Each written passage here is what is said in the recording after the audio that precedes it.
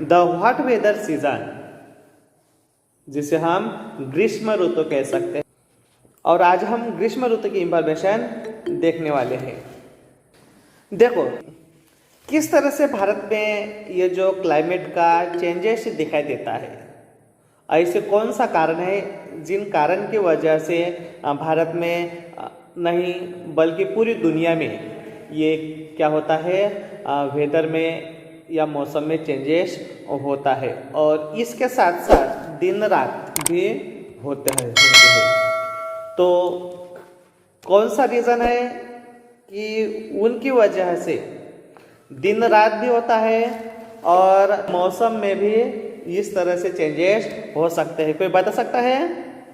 पर्यावरण, जिसे पृथ्वी खुद के पास जब घूमती है तो उसे हम पर्यावरण कह सकते हैं, लेकिन पृथ्वी जब सूर्य के ओर अपना चक्कर लगाती है या घूमती है तो उसे हम परिभ्रमण कह सकते हैं। और पृथ्वी जब सूर्य की तरफ घूमती है तब ऐसे किस तरह से उनका अक्ष बदल जाता है, और अक्ष बदलने की वजह से उत्तर और दक्षिण गोलार्ध में, अगर उत्तर गोलार्ध में दिन है तो दक्षिण गोलार्ध में रात, ऐसे कुछ परिणाम परिभ्रमण की वजह से हमें दिखाई देते हैं। उसी तरह से क्लाइमेट में भी चेंजेस हमें दिखाई देता है। तो उसमें ग्रीष्म ऋतु में क्या चेंजेस होते हैं?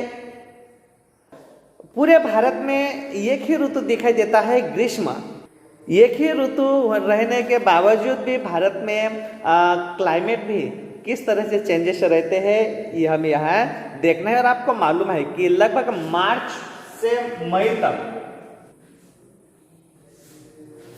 इस दौरान भारत में ग्रीष्म ऋतु की शुरुआत होती है या ग्रीष्म ऋतु रहता है।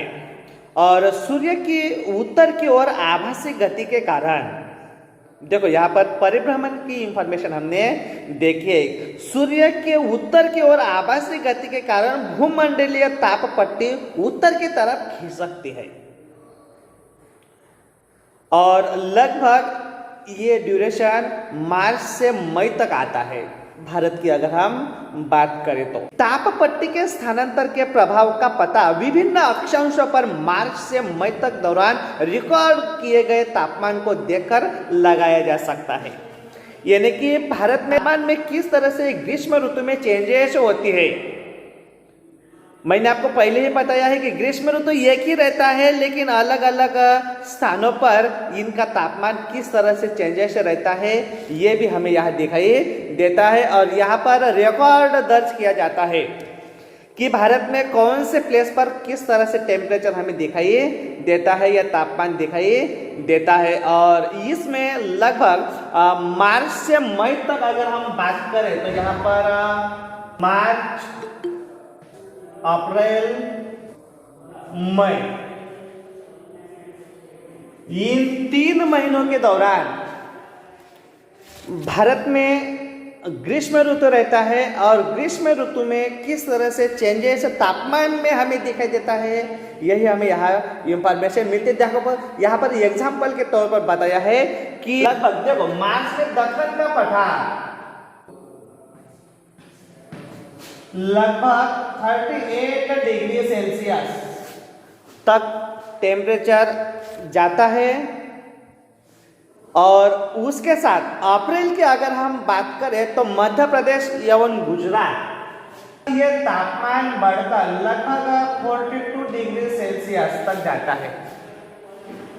देखो ग्रीष्म ऋतु ही चल रहा है भारत में, लेकिन किस तरह से अलग अलग मतलब मार्च में कितना टेम्परेचर रहता है, अप्रैल में वो किस तरह से बढ़कर जाता है, और मई तक आते आते लगभग उत्तर और पश्चिम भारत में, जिसे हम थर का मरुस्थल का प्रदेश कह सकते हैं या रेगिस्तान कह सकते हैं। और आमतौर पर इस प्रदेश में राजस्थान के अलावा पंजाब का दक्षिण भाग और हरियाणा का भी कुछ भाग आता है। और इसमें टेम्परेचर लगभग 45 डिग्री सेल्सियस तक जाता है।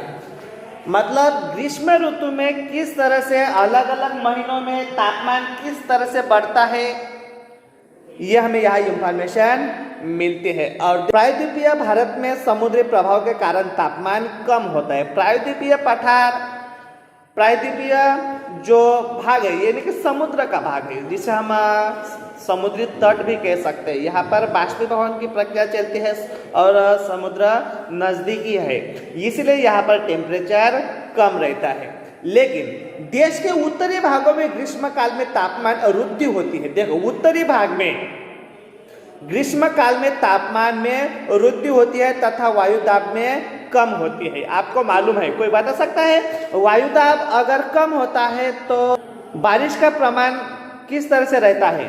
कोई बता सकता है? तो उत्तर में क्या होता है कि ग्रीष्म काल में तापमान में वृद्धि होती है और हमें मालूम है कि तापमान में जब वृद्धि होती है तो बाष्प वायु का दाब बढ़ता है। लेकिन यहाँ पर वायु का दाब कम होता है, ऐसा बताया है। यदि कि जब वायु का दाब कम रहता है तो बारिश की आशंकाएं ज़्यादा रहती है। यानी कि मई के अंत में यहाँ पर उत्तर पश्चिम में थर के रेगिस्तान से लेकर पूर्व एवं दक्षिण पूर्व पटना, छोटा नागपुर का जो पठार है, यह एक कम दाब का लंबवत क्षेत्र निर्माण होता है। मतलब देखो, जब कम दाब का टेम्परेचर ज़्यादा है, मई की अगर हम बात कर रहे हैं तो टेम्परेचर ज़्यादा रहता है और जब टेम्परेचर जाता है तो वायु दाब उच्च रहता है, यानी कि बारिश की आशंकाएं नहीं रहती है। लेकिन इसी समय भारत का जो कुछ रीजन्स है जिसमें रेगिस्तान, दक्षिण पूर्व में पटना जिसे हम बिहार कह सकते हैं, इनके अलावा छोटा नागपुर, ये जो प्रदेश है यहाँ कम दाब का लंबवत प्रदेश तैयार होता है। और देखो, कम दाब का लंबवत प्रदेश यानी कि इस एरिया में बारिश की संभावना ज़्यादा निर्माण होती है। पवन का परिसंचरण इस गर्त के चारों ओर प्रारंभ होता है। परिसंचरण जिसे हम वाहिका तंत्र कह सकते हैं, ऐसा प्रदेश जो पहाड़ियों के बीच में का प्रदेश, मतलब ऐसी भूमि जहाँ चारों ओर ऊंचे ऊंचे पहाड़ियाँ या पर्वत दिखाई देते हैं, उसे हम गर्त कह सकते हैं। और यहाँ पर सर्कुलेशन की वजह से, जिसे हम परिसंचरण कह सकते हैं, जिसे हम सर्कुलेशन सिस्टम ये कह सकते हैं, सर्कुलेशन सिस्टम की वजह से उस रीजन में क्या होता है, चारों ओर ऐसा पवन आता है जिनकी वजह से बारिश निर्माण होती है। दूसरा, राजस्थान का एक एग्जांपल यहाँ पर बताया है, लू। कोई बता सकता है लू यानी क्या है? आंधी या तूफान कह सकते हैं। और आपको मालूम है कि रेगिस्तान में ऐसे रूल आती है, आंधी या तूफान कह सकते हैं, लेकिन ऐसा तूफान जिसमें सन्टी का समावेश ज्यादा होता है, जिसे हम बालू कह सकते हैं। हवा तेजी से बह रही है और उस हवा में वालू का अगर प्रमाण ज्यादा रहता है तो उसे लू, राजस्थान में लू कहा जाता है और उसे हम आंधी कह सकते हैं। और आपको मालूम है कि राजस्थान में अगर लगभग 40 किलोमीटर प्रति आवर हवाओं का स्पीड रहता है और ये स्पीड इतना कम नहीं है, मतलब पेड़ों का कम प्रमाण रहता है, इसलिए हवा रोकने की कोई वजह वहाँ पर नहीं रहती है, इसलिए वहाँ पर हवाओं का स्पीड बहुत ज़्यादा रहता है। कि लू ग्रीष्म काल का एक प्रभावी लक्षण है, यानी कि ग्रीष्म काल में राजस्थान के कुछ, जिसे हम रेगिस्तान कह सकते हैं, इसमें लू निर्माण होता है। ये धूल भरी गर्म एवं शुष्क पवनी होती है।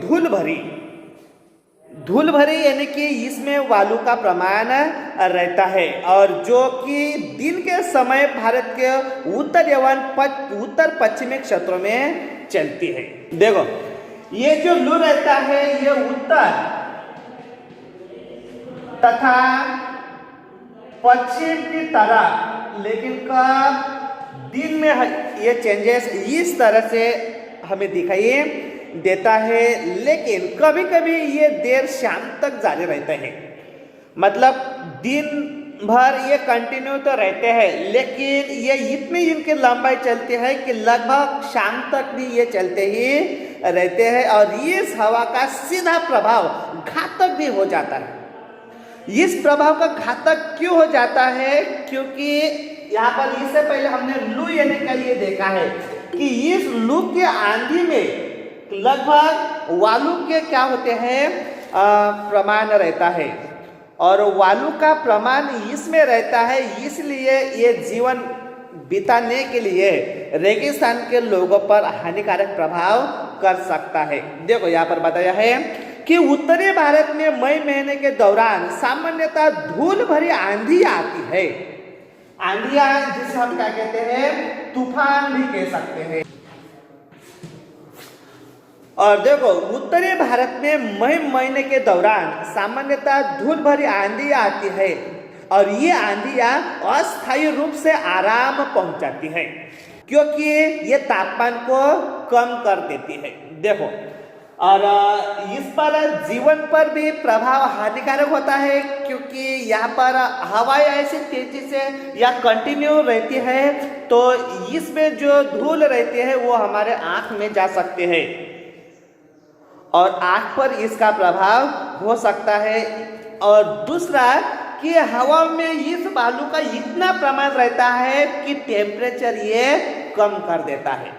इसलिए यहाँ पर बताइए कि लू ये ग्रीष्म ऋतु का महत्वपूर्ण लक्षण हमें दिखाई देता है। ये अच्छा भी परिणाम करता है और साइड इफेक्ट भी हमें दिखाई देता है और तापमान को कम कर देती है तथा अपने साथ ठंडे समीर एवं हल्की वर्षा लाते हैं। इन्हीं की वजह से टेम्परेचर बढ़ता है, तो जब अपने आप वहाँ पर इस लू के जरिए वहाँ पर साइड इफेक्ट की, मतलब इससे पहले हमने देखा है कि ये अच्छे भी है, अच्छे ये है कि तापमान को कम कर देते हैं और अचानक से तापमान में अगर कमी हो जाती है तो वातावरण में नमी आ जाती है और यही नमी हमें हल्की सी, मतलब बहुत ही कम, और इस मौसम में कभी कभी तीव्र हवाओं के साथ गरज वाली मूसलाधार वर्षा भी होती है। देखो, मतलब टेम्परेचर ये लू कम कर देता है, उससे नमी बढ़ती है और नमी की वजह से हल्की सी बारिश होती है। इसके अलावा यहाँ पर मूसलाधार की बारिश भी होती है और इसके साथ साथ, मतलब देखो यहाँ पर किस तरह से लू एक, वहाँ पर रेगिस्तान की अगर हम बात करते तो लू जिसे हम आंधी कह सकते हैं, ये क्लाइमेट पर किस तरह से प्रभाव निर्माण करती है ये भी हमें यहाँ दिखाई देते हैं। जिसमें हमने देखा है कि पहला जो इसमें वालू रहते हैं, इनके अलावा जीवन बिताने के लिए हमें संघर्ष करना पड़ता है, पहला लक्षण। दूसरा लक्षण अभी हमने देखा है कि ये टेम्परेचर कम कर देता है। अगर टेम्परेचर कम कर देता तो बारिश आती है, बारिश हल्की से आने के बाद कभी कभी मूसलाधार भी बारिश होती है और इनके अलावा इसके साथ साथ प्रायः हिम की वृष्टि भी होती है। मतलब देखो कितने सारे चेंजेस मई महीने में हमारे रेगिस्तान में दिखाई देते हैं और लगभग वैशाख महीने में होने के कारण, वैशाख महीना जिसे हम मई का महीना कह सकते हैं, और इसी वैशाख महीने में ये होती है और इसके कारण पश्चिम बंगाल यानी कि राजस्थान से पश्चिम बंगाल के तरफ जो ये हवाएं बहती है, तो इसे ही ड्यूरेशन को, मतलब जो मई महीने में लू की आंधी इस रीजन में आती है, उसी समय पश्चिम बंगाल में हमें क्या कहते हैं, हम इसे क्या कहते हैं, काल वैशाखी कहा जाता है। यहाँ पर लू कहा जाता है, कहाँ पर, रेगिस्तान में।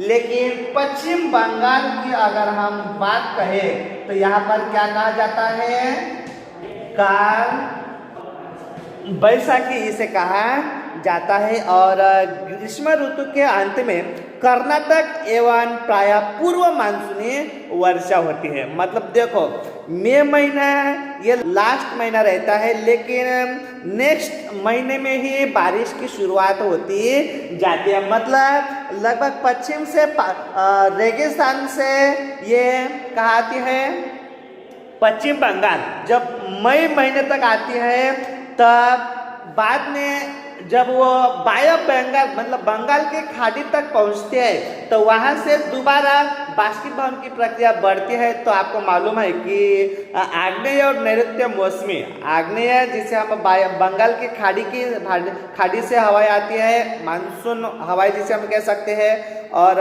नैऋत्य जिसे हम अरेबियन समुद्र से ये हवाएं बहती है और दोबारा यहाँ पर मानसून की शुरुआत होती है। देखो, राजस्थान में लू निर्माण होता है, पश्चिम बंगाल में काल बैसाखी निर्माण होती है, और कर्नाटक एवं केरल इन्हीं मई महीने में होने वाली जो बारिश है, इन्हीं बारिश की वजह से आम बहुत ही जल्द पकते हैं।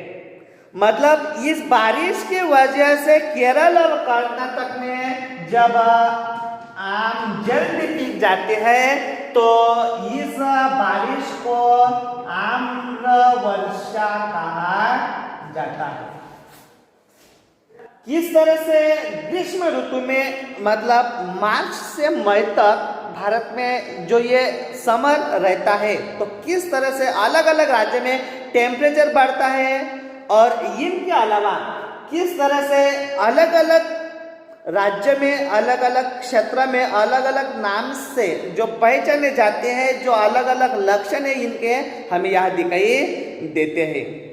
इस तरह से हमें ग्रीष्म ऋतु यानी क्या, इसकी इंफॉर्मेशन हमें दिखाई देते हैं। कुछ पूछना है आपको इसके बारे में?